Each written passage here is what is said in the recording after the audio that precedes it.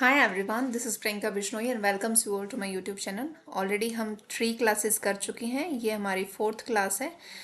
काफ़ी हेल्पफुल रहेगी आपको 3 क्लासेस भी, और ये भी आप 30 कंसेप्ट सीख के जाओगे।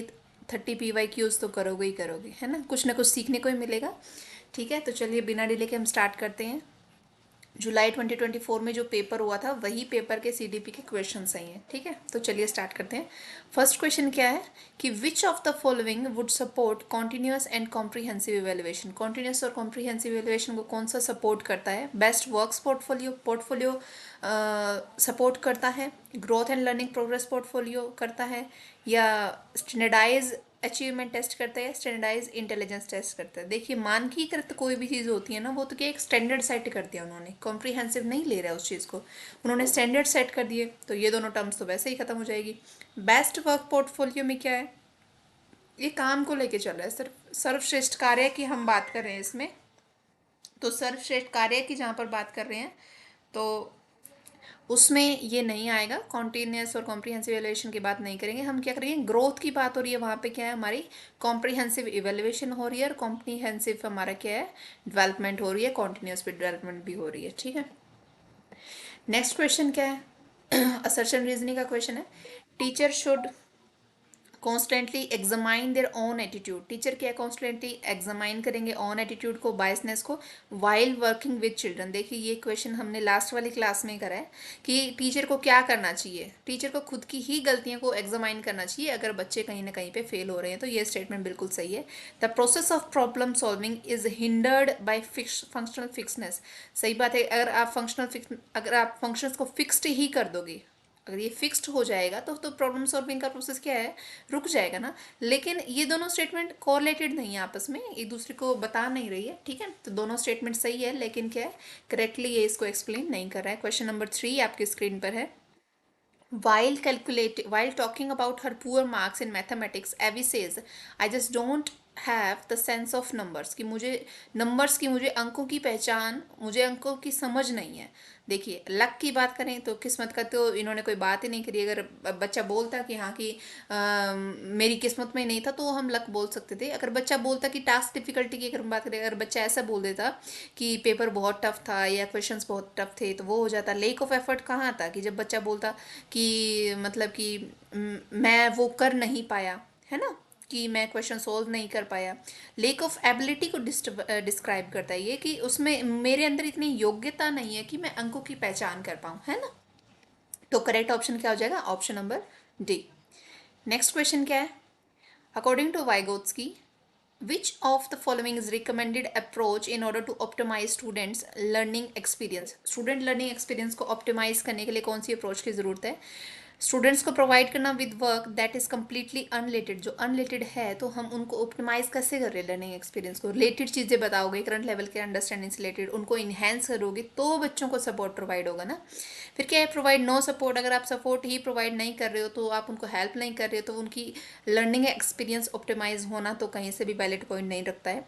Providing student with work they can manage and complete individually. हाँ, ये उनको क्या है कि वो प्रैक्टिस करेंगे तो वो सीखेंगे, लेकिन वो उसको ऑप्टिमाइज नहीं कर रहा है। ऑप्टिमाइजेशन का मतलब क्या होगा कि जो उनको पता है उससे भी बियॉन्ड जाकर वो समझे, और अगर बच्चों को समझ नहीं आ रहा है तो आप उसको समझाने की कोशिश करें, उनको सपोर्ट प्रोवाइड करें, गाइडेंस प्रोवाइड करें। ठीक है, तो करेक्ट ऑप्शन क्या हो जाएगा? छात्रों के वर्तमान स्तर पर आधारित उनको उचित समर्थन या मार्गदर्शन के साथ काम प्रदान करना। ठीक है, तो ये इसका करेक्ट ऑप्शन हो जाएगा।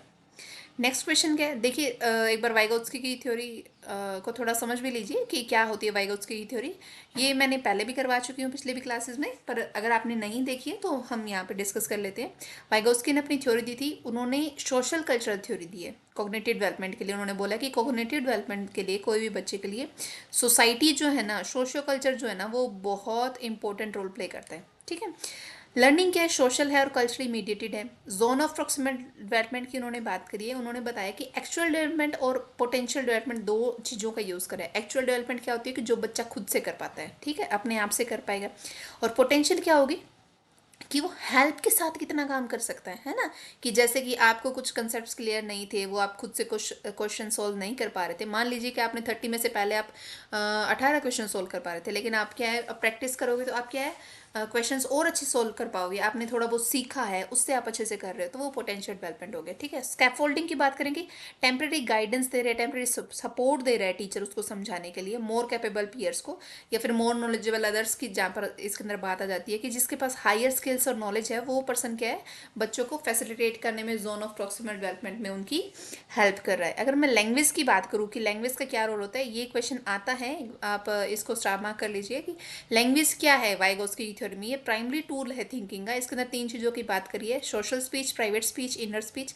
प्राइवेट स्पीच के अंदर हम बात करते हैं self talk for guidance, guidance की अगर हम बात करें खुद से, अगर मतलब कि कुछ सीख रहे हैं, गाइडेंस ले रहे हैं, तो खुद से ही बात करना, वो प्राइवेट स्पीच हो जाएगी। इनर स्पीच क्या होती है, हमारी साइलेंट थिंकिंग होती है। कई बार ये दोनों टर्म इंटरलेटेड भी हो जाती है कि अगर और कोई टर्म ऑप्शन में ना गिवन हो तो हम दोनों में से कोई भी ले सकते हैं, और अगर सेपरेटली गिवन है तो फिर हमें ये दोनों पॉइंट ध्यान रखने हैं। ठीक है, कल्चरल टूल्स क्या होते हैं, कल्चरल टूल्स क्या है कि जो लैंग्वेज होगी हर पर्सन की, अलग अलग जगह सिंबल्स हो गए, नंबर्स हो गए, राइटिंग होगी, टेक्नोलॉजी होगी, ये क्या होते हैं, कल्चरल टूल्स होते हैं। कोई फिक्स स्टेजेस नहीं होती। देखिए डेवलपमेंट क्या माना इन्होंने, कंटिन्यूस होती है, कोई स्टेज वाइज नहीं होती है। ये किस पे डिपेंड करती है, सोशल और कल्चरल कंटेक्स्ट पे डिपेंड करती है। क्वेश्चन नंबर 5 हमारा क्या है, which of the following statement best describes the role of teacher in progressive education. प्रगतिशील उसमें शिक्षा में टीचर का क्या रोल है, टीचर का क्या प्राइमरी सोर्स ऑफ नॉलेज है?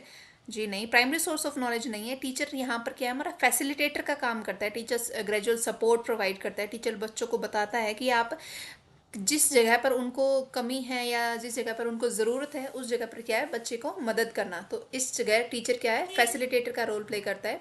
प्रिस्क्राइब करिकुलम को नहीं करेगा, और ना ही टीचर क्या है कि बच्चों को अपने आप काम करने देगा, वो उनको सपोर्ट प्रोवाइड करेगा, गाइड करेगा बच्चों को। ठीक है, हावर्ड गार्डनर ने कौन सी थ्योरी दी थी, ये नाम पढ़ते ही आपको एक चीज़ तो ज़रूर दिमाग में आना चाहिए कि हावर्ड गार्डनर ने जो थ्योरी दी है उसका नाम है मल्टीपल इंटेलिजेंस थ्योरी। ठीक है, मल्टीपल इंटेलिजेंस की बात करिए हावर्ड गार्डनर ने, तो क्या इम्प्लीकेट करता है कि everyone processes and understand the world in same way. Same way की बात करिए, अगर मल्टीपल इंटेलिजेंस की वो बात करें तो सेम कैसे हो सकता है, हर एक बंदा, हर एक की अलग अलग इंटेलिजेंस है, अलग अलग तरीके से वो क्या कर रहे हैं, सीख रहे हैं, डिफरेंट डोमेन्स है, डिफरेंट उनकी थिंकिंग्स है, डिफरेंट ह्यूमन बींग्स है। ठीक है, intelligence have only one dimension? जी नहीं, मल्टीपल डायमेंशंस होती है। Intelligence is only about practical learning, सिर्फ प्रैक्टिकल लर्निंग नहीं होती। मल्टीपल इंटेलिजेंस है तो उसके नाम से ही हमें पता चल रहा है कि डिफरेंट ह्यूमन बींग्स जो है वो अपनी एबिलिटीज़ के हिसाब से डिफरेंट डोमेन्स में क्या करते हैं, उनकी इंटेलिजेंस होती है। ठीक है,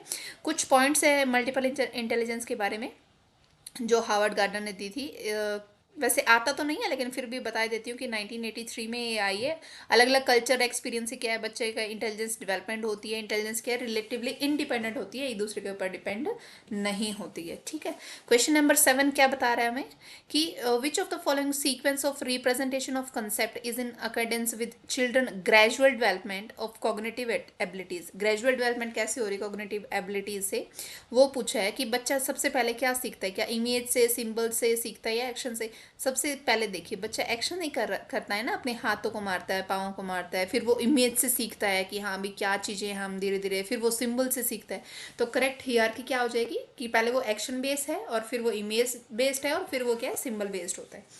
नेक्स्ट क्वेश्चन हमारा क्या है, teacher should provide emotional support to children in the classroom to ensure effective learning. हाँ जी, टीचर को एक इमोशनल सपोर्ट प्रोवाइड करना चाहिए क्लासरूम के अंदर इफेक्टिव लर्निंग के लिए, बिल्कुल करेक्ट बात है। Emotions and cognition are related to each other in complex ways. हाँ जी, इमोशन और कॉग्निशन एक दूसरे से इंटरलेटेड होता ही है कि इमोशंस और जहाँ कॉग्निशन है वहाँ इमोशन है और इमोशन है वहाँ कॉग्निशन है। तो ये बिल्कुल सही है और ये इसको डिफाइन भी कर रहा है क्योंकि टीचर ने क्या है, इमोशनल सपोर्ट की यहाँ पे बात करी, तो ये करेक्टली इस चीज़ को डिफाइन भी कर रहा है। Question number 9, which of the following statement of development is correct. विकास के संदर्भ में निम्नलिखित में से कौन सा कथन सही है। विकास एक असतत प्रक्रिया है, ये असतत है या फिर सतत है, कॉन्टिन्यूस होता है ना डेवलपमेंट। नो, ठीक है, विकास विशिष्ट से सामान्य की ओर बढ़ता है, विशिष्ट से सामान्य की ओर नहीं बढ़ता। विकास क्या करता है, सामान्य से विशिष्ट की ओर बढ़ता है ना। जनरल टू स्पेसिफिक होता है ना कि स्पेसिफिक टू जनरल। क्या आपको पहले से ही पता है कि एप्पल इज़ अ मतलब कि क्या, ऐसे लगा लीजिए कि हमने सुना है कि भी एक एग्ज़ाम होता है सीटेट का, क्या आपको हमको पहले से ही पता होता है कि सीटेट के अंदर क्या चीज़ें हैं, जैसे थ्योरीज़ है, थ्योरीज़ का ही आप लगा लीजिए। क्या आपको पहले से पता है कि ये थ्योरीज़ कहाँ आती है, पहले आपको ये पता चला कि सीटेट है, फिर हमें क्या होती है, हमें पता चला है कि इसके अंदर कौन कौन सी थ्योरीज आती है, ऐसा एग्जांपल जस्ट छोटा सा। बाकी आप और भी एग्जांपल हम ले सकते हैं।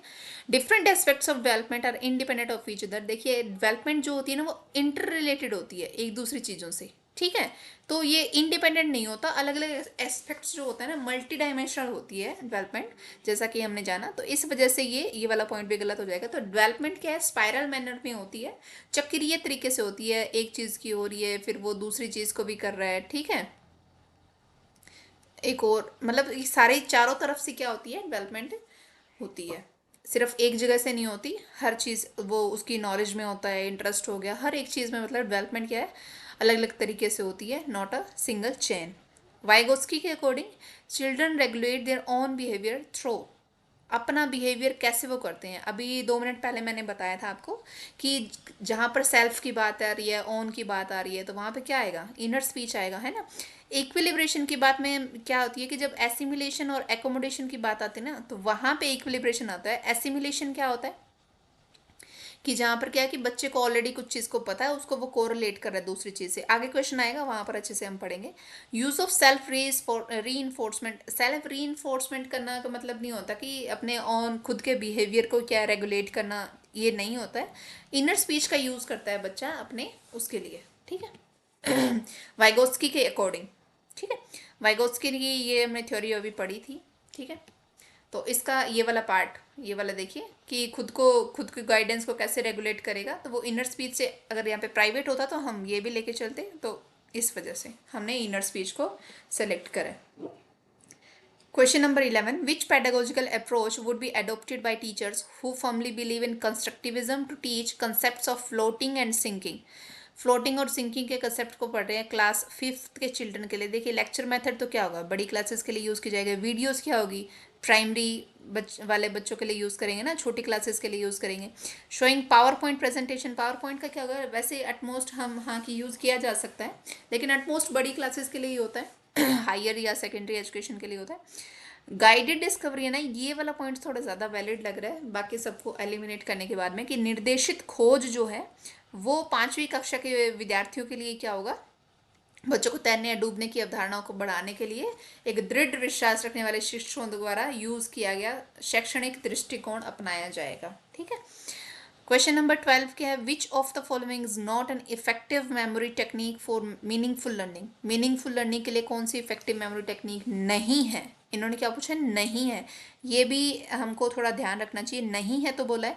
तो रट्टाफिकेशन क्या है, रट्टाफिकेशन कैसे होता है कि रटना या दोहराव, मतलब कि कोई चीज़ को आप रट रहे हो, मतलब उसको समझ नहीं रहे हो मीनिंगफुली, उसको बस रटे जा रहे हो, तो वो कोई इफेक्टिव मेमोरी लर्निंग नहीं होती, टेक्निक नहीं होती। निमोनिक से हम सीखते हैं, हाँ कोई भी मतलब कॉम्प्लेक्स चीज़ है उसका हम कोई भी निमोनिक बनाते हैं, उससे सीख लेते हैं। कंसेप्ट मैपिंग से सीखते हैं, मतलब कि जैसे कि आपने क्या है एक चीज़ समझ लिया कि थ्योरीज होती है, थ्योरीज में क्या है, फिर अलग अलग थ्योरीज होती है। जीन प्याजे प्याजे की थ्योरी है, वाइगोस्की की थ्योरी है, ब्रूनर की थ्योरी है, ऐसे अलग अलग थ्योरीज होती है, उनको समझ रहे हो, फिर और अच्छे तरीके से इनको अलग अलग सेपरेट डिवाइड कर रहे हो, तो वो कंसेप्ट मैपिंग हो गया। एलेबरेटिव रिहर्सल, रिहर्सल से कर रहे हो, दोहरा रहे हो कोई चीज़ों को, तो उससे भी क्या है, हमारी मेमोरी जो क्या है इफेक्टिव होती है और मीनिंगफुल लर्निंग की ओर हमें लेके जाती है, ठीक है। तो correct option is option number 1। कहीं पे आपको समझ नहीं आ रहा हो तो please comment down below, I will try to improve myself, ठीक है। Which of the following is not a characteristics of a well formulated critical thinking. Critical thinking को फॉर्मुलेट करने का कौन सा करेक्टरिस्टिक्स क्या है, नहीं है, सही, वेल फॉर्मुलेटेड नहीं है। It is open ended and allow for multiple answer, multiple answer के लिए अलाउ करेगा, क्या ये सही है, वेल फॉर्मुलेटेड है। इस is based on primary on factual information. देखिए ओपन एंडेड हो रहा है तो ठीक है ना, ओपन एंडेड है कि मल्टीपल आंसर दे रहे हो आप, अलग अलग से सोच रहे हो, अपने दिमाग को क्रिटिकली एग्जामाइन कर रहे हो, तो वो तो होगा ना उसका करेक्टरिस्टिक्स। इन्होंने क्या पूछा है, क्या नहीं होगा। It is based on primary और फैक्चुअल इन्फॉर्मेशन, क्या ये सही है। It require analysis and evaluation, analyse करोगे इवेलुएट करोगे तो आप ऑटोमेटिकली क्रिटिकल हमारी थिंकिंग को डेवलप करेगा। हायर लेवल है तो वो भी डेवलप करेगा, तो बचा कौन सा, ऑप्शन नंबर 2, ठीक है। तो कि ये किस पे बेस्ड है, प्राइमरी ऑन फैक्चुअल इन्फॉर्मेशन के ऊपर ये बेस्ड है। Classroom pedagogy should be culturally responsive to meet the needs of the student from diverse culture background. हाँ जी, क्लासरूम ऐसा ही होना चाहिए कि अलग अलग बैकग्राउंड के स्टूडेंट्स को आप अच्छे से समझ पाएँ, अच्छे से जान पाएँ। Equity in classroom can be ensured only through standardize curriculum. देखिए अगर करिकुलम हमारा स्टैंडर्डाइज होगा ना, तो क्या है कि वो नहीं हो सकती क्लासरूम में। हमारा जो करिकुलम है वो कैसा होना चाहिए, वो फ्लेक्सिबल होना चाहिए।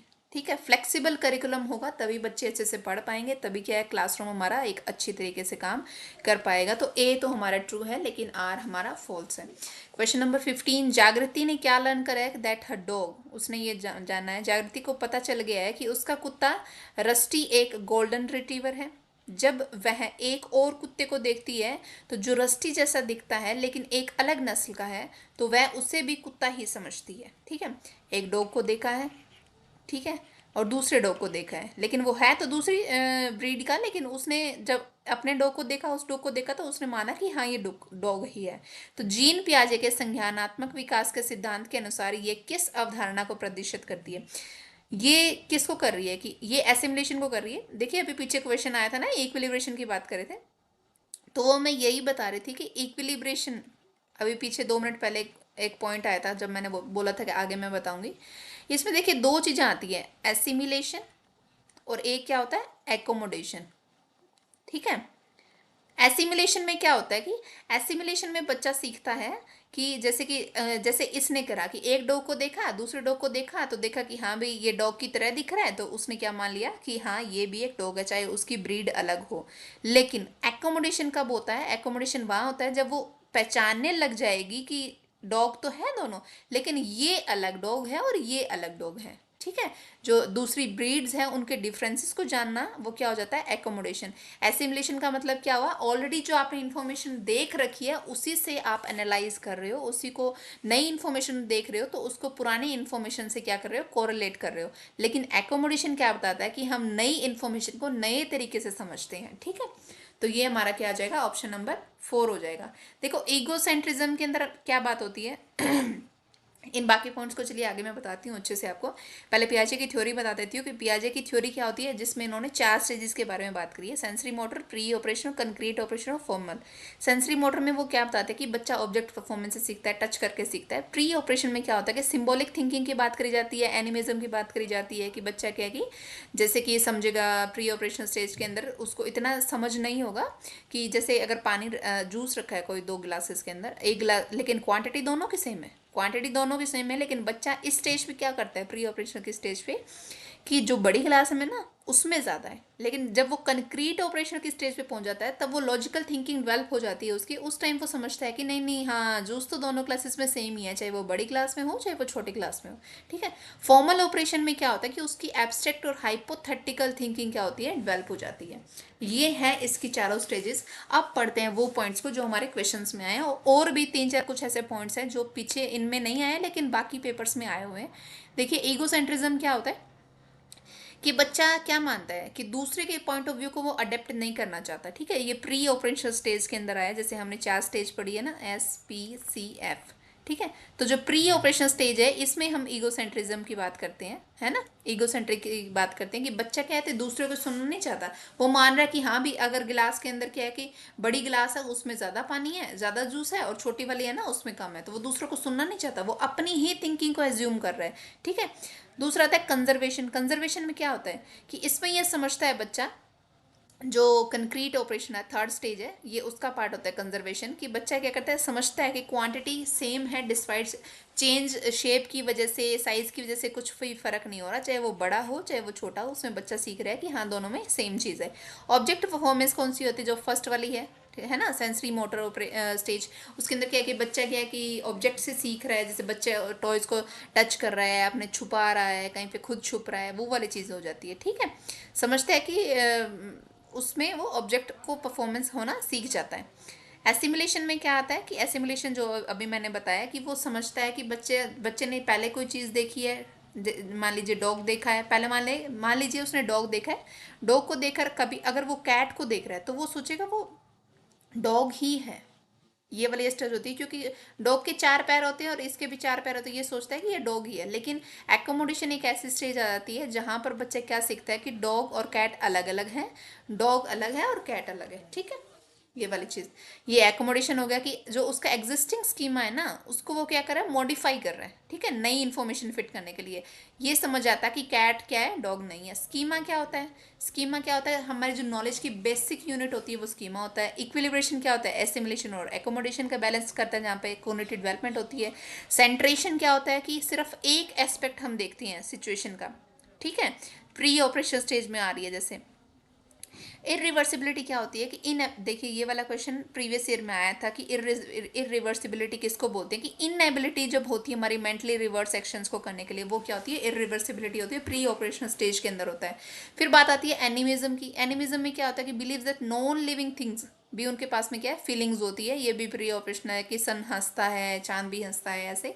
तो सीरिएशन है, क्लासिफिकेशन है, हाइपोथेटिकल डिडक्टिव। हाइपोथेटिकल क्या, डिडक्टिव क्या होती है, ये रीजनिंग होती है। नॉलेज क्या है हमारी, एब्स्ट्रैक्ट होती है, लॉजिकली अबाउट एब्स्ट्रैक्ट और हाइपोथेटिकल रीजनिंग के बारे में। फॉर्मल ऑपरेशनल स्टेज के अंदर जो हम पढ़ते हैं, मेंटल रिप्रेजेंटेशन क्या होती है कि हम इमेजेस की फॉर्म में पढ़ते हैं, है ना। क्लासीफाई कर देना अलग अलग कॉमन ऑब्जेक्ट्स में, उसको डिवाइड कर देना, ग्रुपिंग कर देना प्रोजेक्ट्स की। सीरिएशन करना मतलब कि अरेंज कर देना प्रोजेक्ट्स को, ठीक है। तो ये सारी चीज़ें आई होप आपको समझ में आया होगा।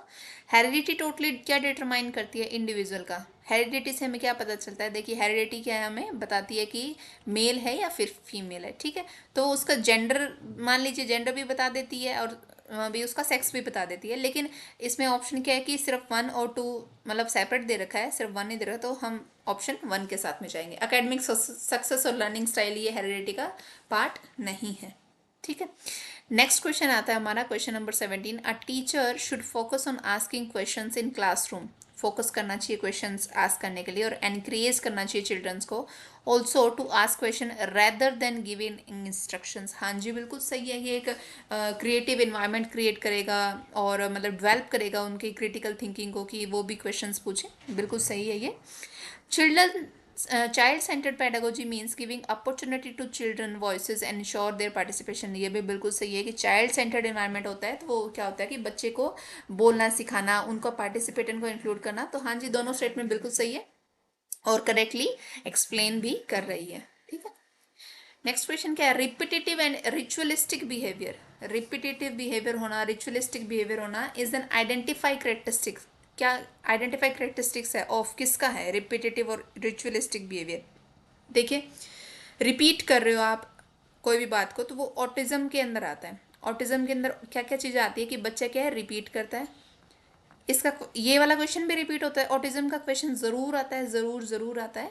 पहले जितनी मैंने क्लासेस कराई हैं, 3 क्लासेस हुई है, तीनों क्लासेस में ऑटिज्म का क्वेश्चन आया है।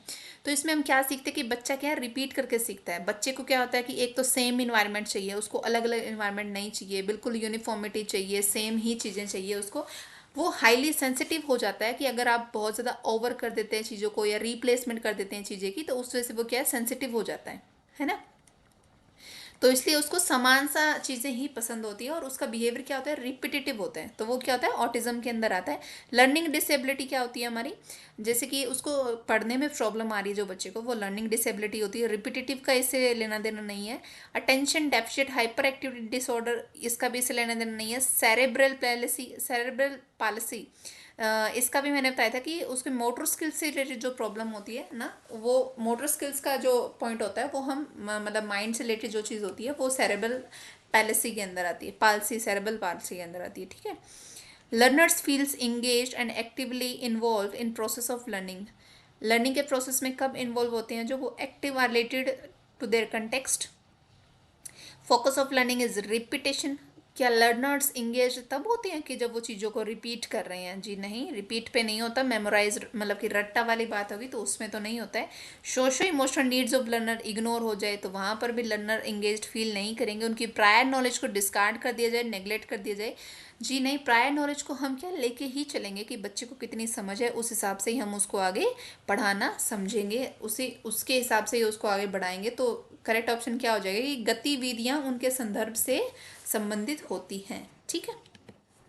नेक्स्ट क्वेश्चन क्या है कि children with learning difficulties typically children के पास लर्निंग डिफिकल्टीज है तो वो क्या करता है, have difficulties in reading due to poor sight, दिखने की वजह से है क्या कि नज़र कमज़ोर की वजह से हो रहा है, तो वो लर्निंग डिफिकल्टीज होती है? जी नहीं, नज़र कमज़ोर होना कोई लर्निंग डिफिकल्टी नहीं है। आपकी भावनाओं को नियंत्रित करने में समस्या होती है। भावनाओं का देखिए उसकी सीखने की क्षमता से कोई भी वो उससे नहीं होता है। मानक बुद्धि प्रशिक्षणों के माध्यम से निदान बहुत कम बुद्धि लब्धि होती है। देखिए लो आईक्यू नहीं होता है, मतलब कि आईक्यू लेवल हमारा लर्निंग वो नहीं होता, डिफिकल्टी नहीं होता आईक्यू लेवल की वजह से। लर्निंग डिफिकल्टी क्या होती है कि कंफ्यूजन होना विद लेटर्स के साथ में, अल्फ़ाबेट्स के साथ में, जो क्या है सिमिलर से लगते हैं, ये वाली चीज़ आएगी। ओके, तो नेक्स्ट क्वेश्चन क्या है, फेरल चिल्ड्रन। फेरल चिल्ड्रन क्या होते हैं? Feral children those who experience human, देखिए हिंदी में पढ़ते हैं, ऐसे बच्चे जिन्होंने बहुत कम उम्र से गंभीर सामाजिक अभाव का अनुभव किया है। गंभीर या सामाजिक अभाव का उन्होंने अनुभव किया। देखिए ये वाला क्वेश्चन रिपीट हुआ है, प्रीवियस ईयर में भी आए हुए हैं, हर साल आता है ये वाला क्वेश्चन, बस अलग अलग तरीके से पूछा जाता है कि सोशल डिप्रिवेशन से रिलेटेड। ठीक है, आमतौर पर इनके विकास में देरी या बाधा उत्पन्न होती है। पुनर्वास के बावजूद विकास के कुछ क्षेत्रों में सुधार अधीन होने की संभावना होती है। यह अवधि जिसमें विकास पर्यावरण समर्थन से महत्वपूर्ण रूप से प्रभावित होता है कहलाती है, क्या कहलाती है ये? देखिए एक चीज़ होती है कि बच्चा क्या है कि कैसे सीख रहे हैं, डिडक्टिव। डिडक्टिव में क्या होता है, ये तो एक रीजनिंग की पार्ट होगी ना, है ना। तो वो कौन सा पीरियड होता है कि जिसमें बच्चा क्या है कि पहले उसको नहीं मिल रही थी नॉलेज, लेकिन अब वो क्या सीखना चाहता है, डोमेन उसकी क्या डेवलपमेंट हो रहे हैं, तो उसका सेंसिटिव पीरियड होता है। इसको एक और नाम से भी जाना जाता है, इसको हम क्या बोलते हैं, क्रिटिकल पीरियड भी बोलते हैं। क्रिटिकल क्या लिखती है, हाँ क्रिटिकल पीरियड भी बोला जाता है।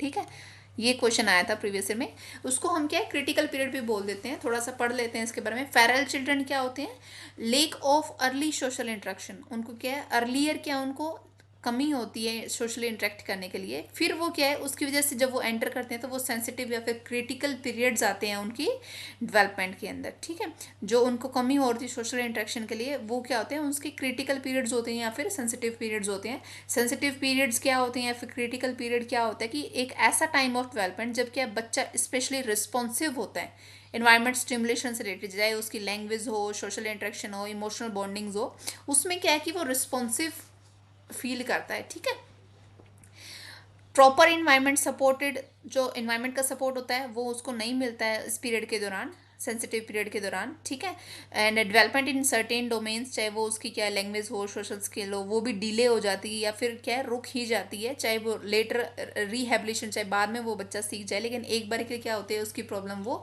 आती है, तो वो होता है सेंसिटिव पीरियड। तो क्या होता है सेंसिटिव पीरियड, समझ में आया? सेंसिटिव पीरियड या फिर क्रिटिकल पीरियड वो पीरियड होता है जिसमें बच्चे को कमी हो रही हो, उसको सिखाया ना जा रहा हो, मतलब वो सीख नहीं पा रहा है कुछ किसी भी तरीके से। एक ऐसा टाइम जब बच्चा क्या है कि रिस्पॉन्सिव होता है इन्वायरमेंट के हिसाब से, जैसा उसका इन्वायरमेंट है उसके हिसाब से होता है, लेकिन कहीं ना कहीं उसकी क्या होती है कि डेवलपमेंट जो है वो डिले हो जाती है कहीं ना कहीं। ठीक है, तो डिडक्टिव पीरियड क्या होता है, जो लॉजिकल रीजनिंग से रिलेटेड है, ये हमारा डिडक्टिव पीरियड। तो और इंट्यूटिव पीरियड क्या होता है, हमारे थिंकिंग स्टाइल से रिलेटेड है।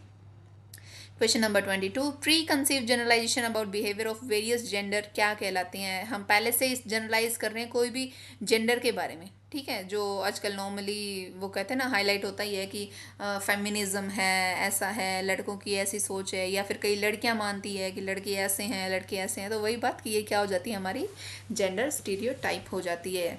ठीक है, जेंडर डिस्क्रिमिनेशन क्या होता है कि जेंडर में भेदभाव हो रहा है, दोनों को इक्वली ट्रीट नहीं किया जा रहा है। जेंडर आइडेंटिटी क्या होती है, पहचान होती है, कोई मेल है फीमेल है। जेंडर टाइपिंग तो शायद कोई जेंडर टाइपिंग क्या होता है कि कौन सा जेंडर है वो।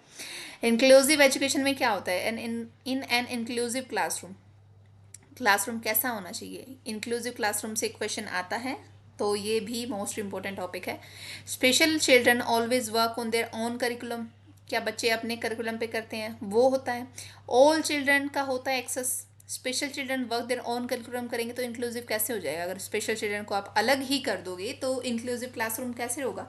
इसमें चाहे स्पेशल चिल्ड्रंस हो चाहे नॉर्मल चाइल्ड हो, सभी सभी इंक्लूड होते हैं, सभी इंक्लूसिव। मतलब इंक्लूसिव का नाम ही क्या, कोई समावेशी, समावेशी मतलब जिसमें सभी बच्चे आ रहे हैं, है ना। Special children are looked upon as needy and dependent, जी नहीं, ऐसा नहीं होता है।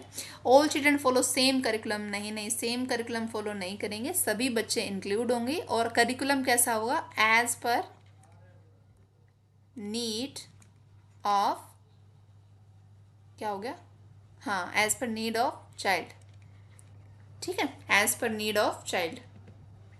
तो करेक्ट ऑप्शन क्या हो जाएगा हमारा, ऑप्शन नंबर 2 हो जाएगा कि ऑल चिल्ड्रन के पास में क्या होता है, एक्सेस होता है to and included in classroom activities.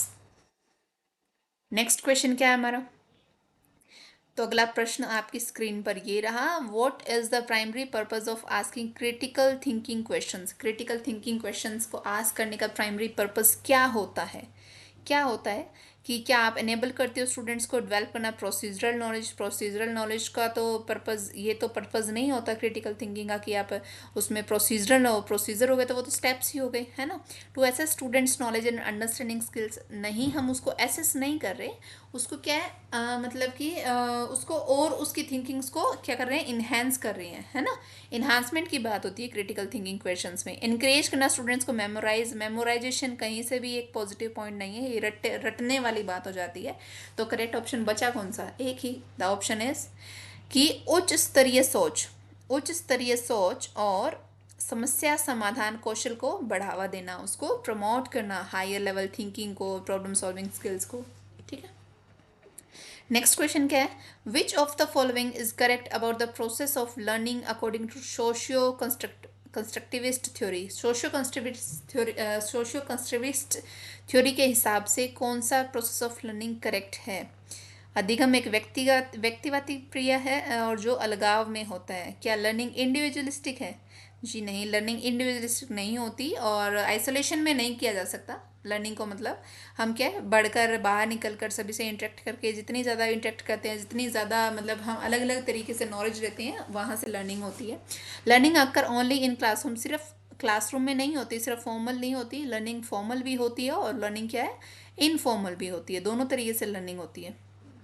Learning is passive, passive नहीं होती है, लर्निंग एक्टिव प्रोसेस है जो ऑब्जर्वेशन से तो होता ही होता है, देख के भी सीखते हो आप, बोल के भी सीखते हो, अलग अलग थ्योरी से भी सीखते हो, तो क्या है, लर्निंग एक एक्टिव प्रोसेस है, ठीक है। लास्ट में क्या गया, learning is a social process of meaning making, yes, ये बिल्कुल सही है, अधिगम अर्थ निर्माण की एक सामाजिक प्रक्रिया है, ठीक है। लर्निंग क्या है, एक सोशल प्रोसेस है। लास्ट ईयर के क्वेश्चन में आया लर्निंग का कि उन्होंने ये स्टेटमेंट दिए कि लर्निंग के लिए और कोई वर्ड का यूज़ करा है उन्होंने कि लर्निंग वो वाली चीज़ है, तो वो उस जगह पे स्टेटमेंट गलत थी, तो ये वाली स्टेटमेंट करेक्ट है। तो मतलब क्वेश्चंस क्या इंटर रिलेटेड है, आप प्रीवियस ईयर लगाओगे 4-5 तो उसमें आपका काम हो जाएगा। 4-5 नहीं, बाकी तो जितने कर रहे हैं उतने सभी लगाना। While some children start babbling and uttering 2-word sentences at 12 months and other don't, कि कुछ बच्चे क्या है कि 12 महीने पे भी बोलना स्टार्ट कर देते हैं, बड़बड़ाना स्टार्ट कर देते हैं, मतलब 2-3 वर्ड के बोलने लग जाते हैं। और कुछ बच्चे ऐसे होते हैं जो 20 महीने तक नहीं बोलते। ये बात बिल्कुल करेक्ट है क्योंकि वो उनका बच्चों के अंदर कुछ होते हैं, कुछ ज़्यादा एक्टिव होते हैं तो वो बोल लेते हैं, नहीं होते तो वो नहीं बोल पाते। ये स्टेटमेंट बिल्कुल करेक्ट है। Development milestones are only suggestive and development of individual children can be quite varied. इन्होंने क्या बोला कि जो विकासीय प्रतिमान है वो केवल सांकेतिक होते हैं, ठीक है, एंड व्यक्तिगत बच्चों का विकास काफ़ी भिन्न हो सकता है। हाँ, ये भी है कि बच्चों का विकास भिन्न हो सकता है, लेकिन ये दोनों एक दूसरे से रिलेट नहीं कर रहे हैं कहीं पे, है ना। एक मिनट, उन्होंने क्या बोला कि डेवलपमेंट, हाँ हाँ, रिलेट तो कर रहा है क्योंकि देखिए डेवलपमेंट माइलस्टोन जो है ना वो सजेस्टिव होता है, क्योंकि हम ये मान के चल रहे हैं ना कि बच्चा क्या है कि 2 वर्ड सेंटेंस का यूज़ कर रहे हैं छोटे बच्चे, बाद में बड़े बच्चे जो 12 महीने के बच्चे हैं वो भी बोलने लग जाते हैं, कई बार 20 महीने के बच्चे नहीं बोल पाते हैं। तो इंडिविजुअल चिल्ड्रन का क्या अलग अलग डेवलपमेंट है ना, उस वजह से ही तो होता है ये चीज़। तो इस वजह से ये क्या है, ये इसको सपोर्ट भी कर रहा है कि इंडिविजुअल बच्चे का क्या डेवलपमेंट, अलग अलग बच्चे का डेवलपमेंट अलग अलग तरीके से होता है, ठीक है। तो ये ऑप्शन बिल्कुल करेक्ट हो जाएगा। Question number 27, growth in height and weight of the children is an example of, किसका एग्जाम्पल है, हाइट में ग्रो करना और वेट में ग्रोथ होना, तो वो क्वांटिटेटिव है। Very easy. बाकी क्या क्वालिटेटिव क्या होता है, क्वालिटेटिव में क्या आता है कि उसकी थिंकिंग लेवल क्या है ना, लैंग्वेज कैसे डेवलप करी है उसकी, और भी काफ़ी सारी चीज़ें आ जाती है क्वालिटेटिव में। अफेक्टिव डोमेन की अगर हम बात करें तो इमोशंस और फीलिंग्स रिलेटेड है, देखिए इफेक्टिव डोमेन। और कॉग्निटिव डोमेन की बात करें तो थिंकिंग, रीजनिंग और इंटेलिजेंस से रिलेटेड है। Question number 28, when presented with his dilemma, Arunima reasons the law was not set up for these circumstances. Taking the drug in this situation is not really right, but it is justified. ठीक है, एक situation है जो Kohlberg की theory के अंदर, जिसमें उन्होंने क्या बोला है कि कोई कुछ भी मतलब कोई भी ऐसा काम जो वैसे तो सही नहीं है लेकिन वो जस्टिफाइड है, वो कौन सी स्टेज है जहाँ पर जस्टिफिकेशन की बात करी गई है, which stage of moral development is एरोनिमा according to Vygotsky Kohlberg is talking. ठीक है, सोशल कंसर्न की है कि सोशल कंसर्न वाले में कर रहा है, या फिर ओरिएंटेशन की है। देखिए ओरिएंटेशन वाली तो कौन सी है कि जिसमें हम वो फर्स्ट वाले ही होगी ना, जो फर्स्ट वाले स्टेज आती है उसी में करते हैं कि अगर आप पनिशमेंट मिलेगी अगर आप कहना नहीं मानोगे, कुछ भी गलत काम करोगे तो उसके लिए आपको पनिशमेंट मिलेगी। इंस्ट्रूमेंटल पर्पज और एक्सचेंज क्या होता है, वो भी उस स्टेज में आ जाता है कि अगर आप ये दोगे तो ये करोगे। ठीक है, कुछ उस अपने बेनिफिट के लिए सोचने लग जाता है। सोशल कंसर्न में क्या होता है कि वो देखते हैं सामाजिक रूप से क्या चीज़ सही है। तो करेक्ट ऑप्शन हमारा क्या आ जाएगा, ऑप्शन नंबर 2, जिसमें हम क्या देखते हैं कि मॉरलिटी जो है कॉन्ट्रास्ट की, इंडिविजुअल राइट्स की, कई बार क्या होता है वो ज़्यादा सही हो जाता है कि क्या सही है, मतलब जस्टिफिएबल जो है वो क्या होता है, प्राइमरी उसको वो दी जाती है, फिर महत्व महत्व उसको दिया जाता है जो प्राइमरी, मतलब कि जो जो चीज़ सही है जस्टिफिएबल है उसके लिए। ये किसके अंदर की गई थी बात, देखिए यहाँ पे बात करी गई थी, स्टीलिंग में भी justifies to save a life, किसी की ज़िंदगी बचाने के लिए अगर आप चोरी कर रहे हो तो वो जस्टिफाइड है। ये सोशल कॉन्ट्रैक्ट के अंदर एथिकल प्रिंसिपल्स के अंदर बात करी गई थी, ethical principles and moral rights के अंदर इसके बारे में बात करी गई थी। ठीक है, तो नेक्स्ट क्वेश्चन हमारा क्या है, क्वेश्चन नंबर 29। इसमें हम क्या देखते हैं कि which of the following is correct in context of gifted children. Gifted children के कंटेक्स्ट में क्या चीज़ सही है कि gifted children are free from risk of learning disability. ऐसा नहीं है कि वो रिस्क वगैरह से कुछ फ्री है, ये कोई स्टेटमेंट वैलिड नहीं है। Gifted children certain excel in all areas academic, social and emotional, मतलब कि एक्सेल हो सकते हैं लेकिन ये भी नहीं है कि वो गिफ्टेड चिल्ड्रन होते हैं, ये नॉर्मल बच्चे भी क्या है एक्सेलेंट हो सकते हैं। Gifted students are always happy popular, ये भी नहीं। गिफ्टेड क्या होता है कि एडवांस होता है उनको, मतलब कुछ चीज़ एक्स्ट्रा ऑर्डिनरी होती है, जैसे कि हमने आर्यभट्ट के बारे में आपने सुना होगा, उसके अंदर एक्स्ट्रा ऑर्डिनरी चीज़ थी कि वो उसको इतने अच्छी नॉलेज थी, है ना। तो वो क्या था, gifted students learn at comparatively advance pace से वो क्या बच्चे वो सीखते हैं, तो वो क्या होते हैं, गिफ्टेड स्टूडेंट्स होते हैं। ठीक है, question number 30, as per Jean पियाजे pre operational stage is characterised by abilities to perform. Pre operational stage में क्या आता है, क्लासिफिकेशन आता है, कंजर्वेशन आता है, एब्स्ट्रैक्ट कहाँ आती है, फॉर्मल ऑपरेशन में आती है, क्लासिफिकेशन सीरिएशन कहाँ आता है, कंक्रीट में आता है, इमिटेशन रिवर्सिबिलिटी की बात हम कहाँ करते हैं, ये भी कंक्रीट में करते हैं, सिंबॉलिक प्ले और एनिमिज्म क्या आता है हमारा, उसमें आता है, प्री ऑपरेशनल के अंदर आता है। तो ये रही आपकी चारों स्टेजेस की। सेंसरी मोटर के अंदर क्या आता है हमारा, ऑब्जेक्ट परफॉर्मेंस से सीख रहे हैं हम, है ना। प्री ऑपरेशनल में क्या सीखते हैं हम, सिंबॉलिक से सीख रहे हैं, एनिमिज्म से सीख रहे हैं, ईगोसेंट्रिज्म की जहाँ बात आती है, ट्रांसफॉर्मेशन की बात आती है। कंक्रीट ऑपरेशनल के अंदर क्या आ जाता है कि लॉजिकल थिंकिंग डेवलप होती है ना, कंक्रीट से, क्लासिफिकेशन से, सीरिएशन से, रिवर्सिबिलिटी से, और एब्स्ट्रैक्ट और हाइपोथेटिकल रीजनिंग कहाँ डेवलप होती है हमारी, फॉर्मल ऑपरेशनल में। तो हमने कर लिए हैं 30 क्वेश्चंस। आप बताना आपने 30 में से कितने मार्क्स स्कोर करे, और यह सेशन आपके लिए हेल्पफुल रहा नहीं रहा वो भी बताना। आगे भी ऐसे क्लासेस आएंगी। I wish that will be helpful for you, and thank you and have a nice day.